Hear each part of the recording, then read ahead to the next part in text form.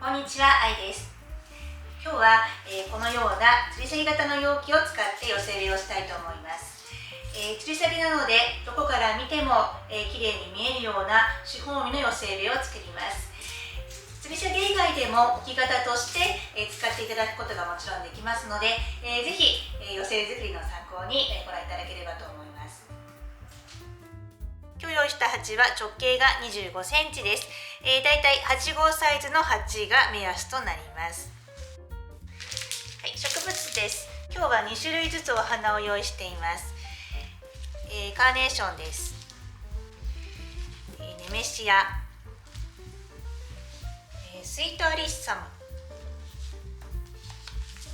そしてカラーリーフですね。ラミウム、そして中央に羽衣ジャスミンが入ります。こんな感じの配置のイメージになります。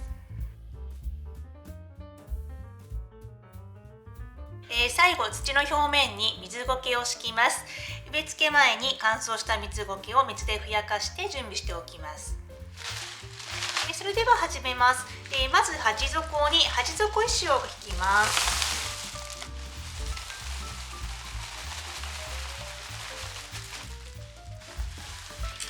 底が軽く隠れる程度の量です。続いて草花用の培養土を入れます。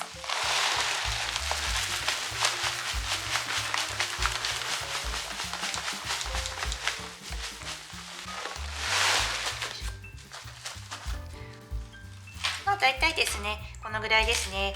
容器でいうと半分ぐらいのあたりまで入れています。それでは植物を植え付けしていきます。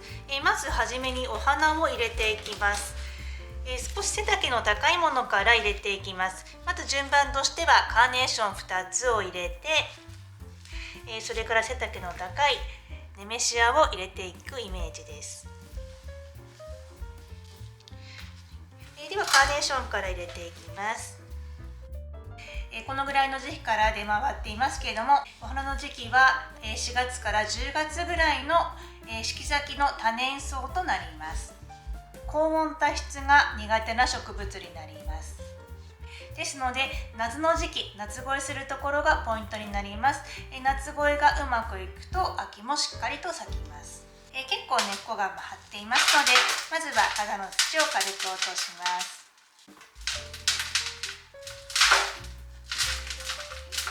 根元の方も少し回りきっているようでしたら軽く手を入れて根をほどきます。蒸れやすくなりますので、下葉の混み合っている部分は取り除きます。カーネーション、先ほど高温多湿が苦手で夏が苦手というふうに言いましたけれども、お花が終わった頃、だいたい6月ぐらいをめどに、梅雨の時期ですね、梅雨に入るぐらい、5月6月ぐらいの時期にバッサリと根元の部分でカットします。葉っぱを残して根元から5センチぐらいのところ、この辺りでバッサリとカットします。秋頃、また10月ぐらいにお花が咲いてきますので、その繰り返しになってきます。それでは土を軽く落としたものを配置していきます。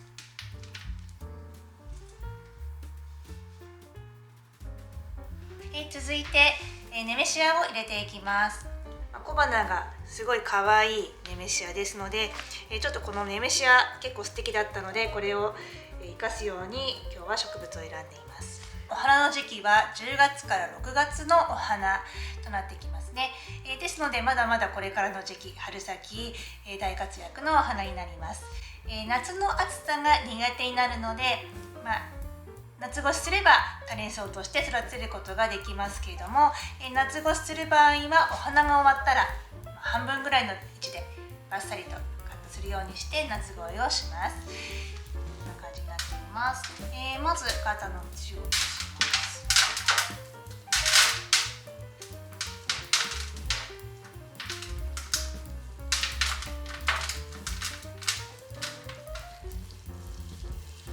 回っていますけれども、内側に手を入れると中の古土が落ちますので、軽く落とす程度で、根が柔らかいですので軽く落とす程度で植え付けしていきます。土はこのぐらいですね。あまり落としていないです。軽く根をほどいた状態のものを植え付けしていきます。先ほど入れたカーネーションの間に入れます。あまり斜めにしすぎず縦の位置で配置していきます。2株目も同様に入れていきます。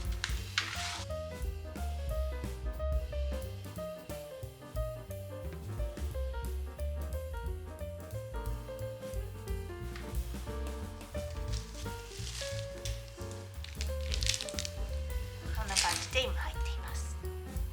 続いてスイートアリッサムを2株入れていきます。スイートアリッサムは直根性といって根をいじることが好きではない植物になります。ですので、ポットから抜いたらあまり根をいじらないように気をつけて配置していくところがポイントになります。お花としては先端にどんどんついていくような植物になります。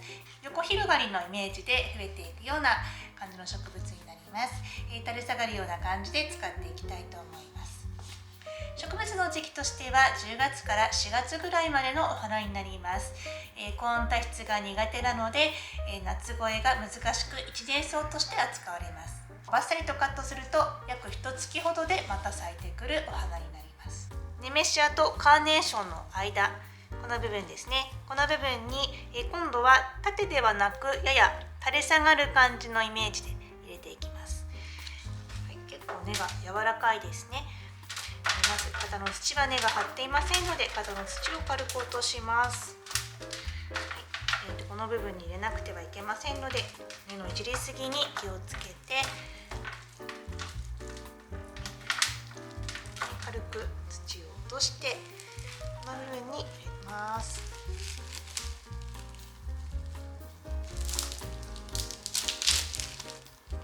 いいですね。垂れ下がる感じのイメージですね。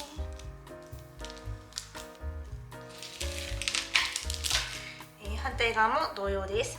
カーネーションとネメシアの隙間に入れていきます。細かい下葉が結構黄色くなっていたりするので、植え付け前にポットから抜く前にこういった黄色い葉っぱ取り除いて植え付けすると良いです。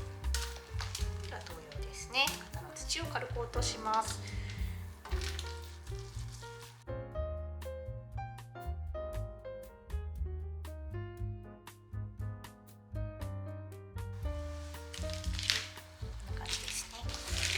続いてラミウムです。カラーリーフを入れていきます。ラミウムは横に広がるような植物で、グラウンドカバーとして使える、シルバーリーフになります。耐寒性が強く初夏の頃にお花が咲きます。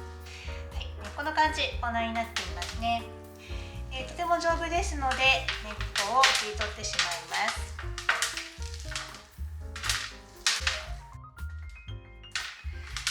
次に入れる場所ですが、ネメシアとスイートアリッサムの間になります。その間に入る大きさに土を落としていきます。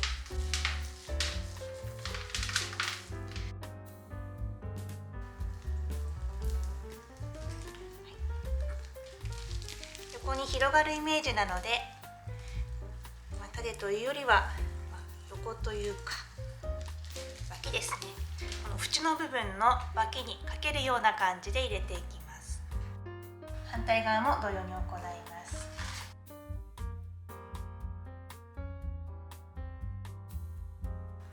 ですね。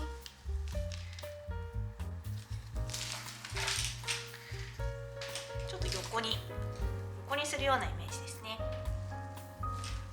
アブロモジャスミンを入れていきます。もう分かる通りこの真ん中ですね。真ん中の少し空いてる部分に最後入れていきます。あとはこの真ん中に入る大きさに土を崩していきます。まずは肩の土を落とします。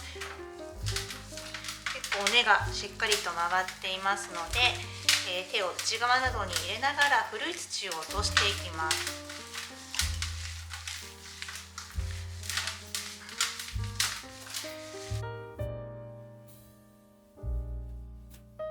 まだこの時期寒いですので、土を落とすときは根を切らないように気をつけます。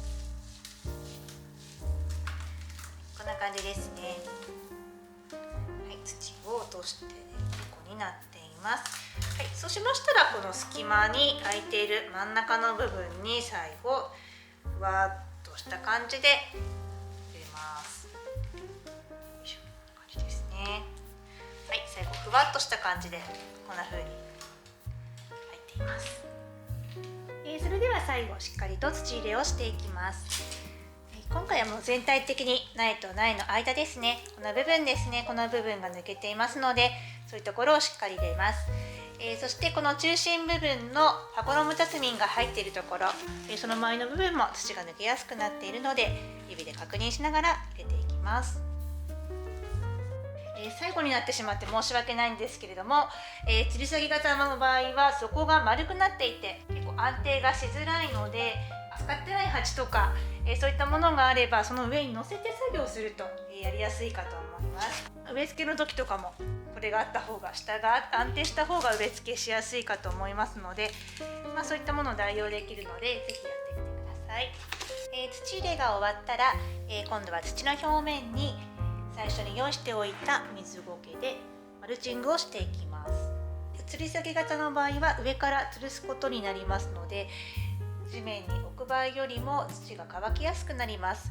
水苔はその乾きやすくなる乾燥を防止するため、また冬場は寒さの防止のため、またお水をあげた時土がこぼれ落ちるのを防ぐ土の流出防止の効果があります。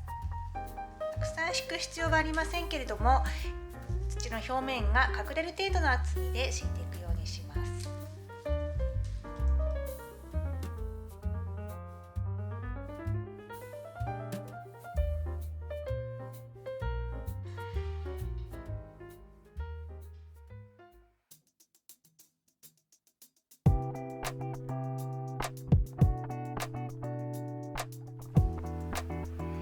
四方実では同じ植物を数種類用意すると失敗せず上手に作れます。垂れ下がる植物などを上手に取り入れて、ぜひ素敵な寄せ植えを作ってみてください。それでは